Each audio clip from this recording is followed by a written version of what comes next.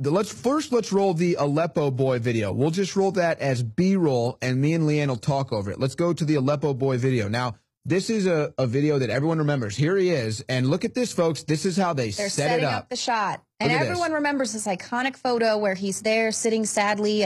Oh, it made every news. This is why I pulled this clip, because it highlights how they set it up, how this kid's actions don't merit somebody that looks like they've just been bombed. He sits in an empty, pristine, modern ambulance. Now watch this. He's touching allegedly an open wound and not seeming to care. Like, oh, what is this stuff? Yeah, oh, I have an open wound from an explosion, but it doesn't seem to hurt me much. And then boom, every news agency. Yeah, 400 newspapers, the exact same story. Assad and Russia kill children. They have to be stopped. So there's one example of how this stuff works. Yeah, there's CNN. They're going to run with it all day. MSNBC. There's one example. Hey, man, that one made me cry, too. That was a sad photo. That was a... Of course. And who knows if, I think that's Kate Boldan, I think is her name on CNN. Yeah, and it's a still picture only. And who knows if she even knows what's going on. Even though there's video of the boy, they only use that still. She's, she didn't use the video footage on her television show that likes B-roll. Oh, yeah, there it is again. Photo. There they put that. Move the boy's body. So here's just another example of this. Now, we've actually got another example once this video comes to a close. Okay, now let's go to the fake car bomb attack. And this one is like, you can't even... We'll talk over this one, too. Go ahead and roll this one, guys. This was in Iraq in what year? I don't see it here. This was last year? You know, I'm not sure. I think it was 2016, but I really am not sure. So here the guy, he goes, he puts the... Thank you. It's 2016. Yes. So he puts the bomb in the car, gets in the drive-away vehicle and gets away. Heads off. Yeah. It's out of range. And then. All right. So there's your suspected terrorist. This crowded area, and then watch what happens. No one's there. Boom. There goes the car bomb. There is explosions. No one was there. No one was in the area, in the vicinity. Okay, everyone. Now it's time. And now here we go. All right, everybody move in. Everyone move in. Oh, we've injured. He's down. He's down. Oh, I've been hurt. He's hurt. He's down. He's out. I've been hurt. Oh, the shrapnel. Oh, my.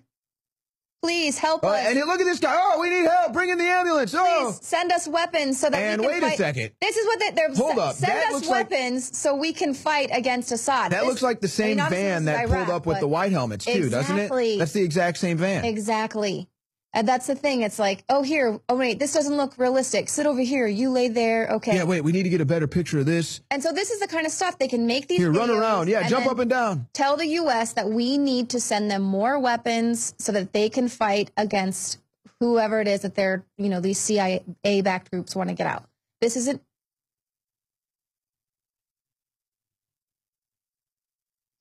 Exactly. And I got that in my report coming up where we just talk about how this is something, again, with the Groundhog's Day. This is not a new tactic as far as creating war propaganda. It's wag the dog, been around forever. And then just with the invention of television or social media. I mean, because you could see something like this on YouTube, with this kind of grainy footage where you wouldn't see, obviously, the setup for it. You'd just see that particular image of the melee, and you'd think it was real. Mm-hmm. Because, well, how do they have the ability to create a fake stage with a fake Yeah, it's impossible. It couldn't be. How could they do it? They're just out in the desert. Why would CNN run with that story?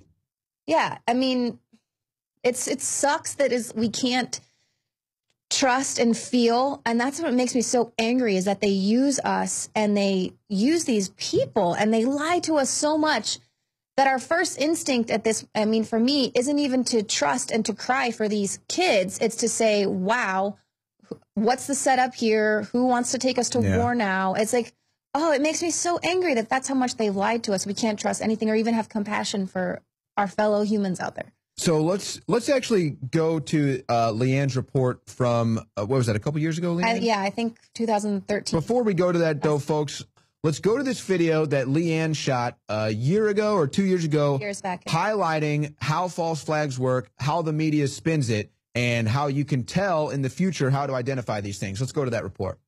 Following 2 propaganda-fueled days centered around fake photos supposedly proving that Russian troops were inside the Ukraine, the New York Times has issued a retraction. Buried deep on page A9, the newspaper admits the authenticity of the photos has come under scrutiny. The establishment media and the State Department pawned these photos off as evidence, despite the fact the authenticity of the photographs couldn't be independently verified. Freelance photographer Maxim Dondiuk, who worked for a Russian news magazine, told the New York Times he had taken the group photograph in Slavyansk and posted it on his Instagram account. He told the newspaper that nobody asked his permission to use the photograph. And this isn't the first time the war machine media have churned out false evidence in an effort to gear the country up for war. Last year, the BBC appeared to use stunning fakery in an effort to launch a war with Syria. This report was first released on August 29, 2013, just days before an attack on Syria seemed inevitable. The BBC claims it just so happened to be filming at a small hospital when victims of a napalm-style attack poured into that very spot. Among the medics here was a British doctor visiting for the charity Hand in Hand. I need a pause because it's just absolute chaos and carnage here.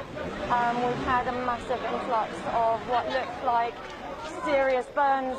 It seems like it must be some sort of, I'm not really sure, maybe napalm, something similar to that. Exactly 1 month later, Obama and crew were trying to pin the chemical weapons attack on Assad without success.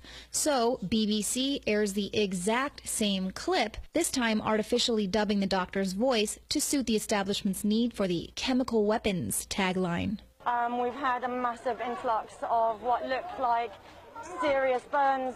It seems like it must be some sort of chemical weapon. I'm not really sure. In a subsequent BBC interview, Dr. Rola Halam complained about the UK Parliament's refusal to authorize a military strike on Syria. Interestingly, Halam's father is also on the Syrian National Council, the political body which represents opposition militants. And if this all seems familiar, well, it should. A similar disinfo tactic was used to bolster support for the war with Iraq. They took the babies out of the incubators. Took the incubators and left the children to die on a cold floor. That was Nurse Nayira, whose tearful testimony swung the pendulum in favor of war. After the vote was safely passed, Nayira, the daughter of the Kuwaiti ambassador to Washington, admitted to making the whole story up. Nurse Nayira and those faulty claims of weapons of mass destruction weren't the only lies told to convince America a war with Iraq was necessary. CNN also did their part to play up the drama. CNN's Carl Rochelle is here with me, just came up. Carl, I know we can't be very specific given these restrictions, but within those parameters, what did you see? Well, what I saw, I didn't see anything hit. I looked almost straight above us, and there's a vapor trail coming from my right to my left, and there's a cloud of something. It looks like it might have been an explosion, a cloud. I'd say...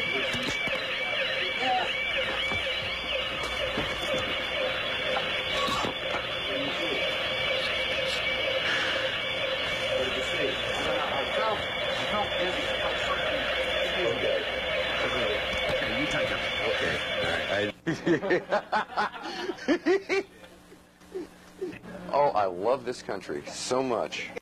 These false flag mass media war campaigns are so typical, in fact, there's even a movie about it. Okay, good. Put the village behind her. Give me some flames, some sound of screaming.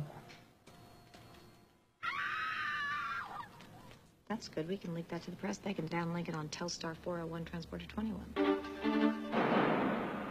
And this just in, a Newsbreak special report from the Albanian front. We've just received information that the young Albanian national fleeing in this video is attempting to escape terrorist reprisals in her village.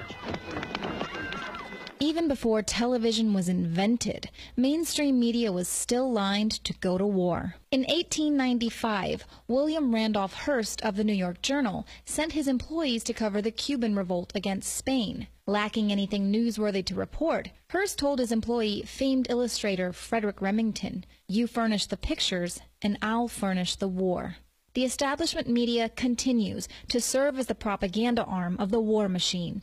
It is their job to file dubious reports as part of a campaign to build public consensus for ongoing interventions, from Iraq and Libya to Syria and eventually Ukraine. Boy, did I almost look stupid.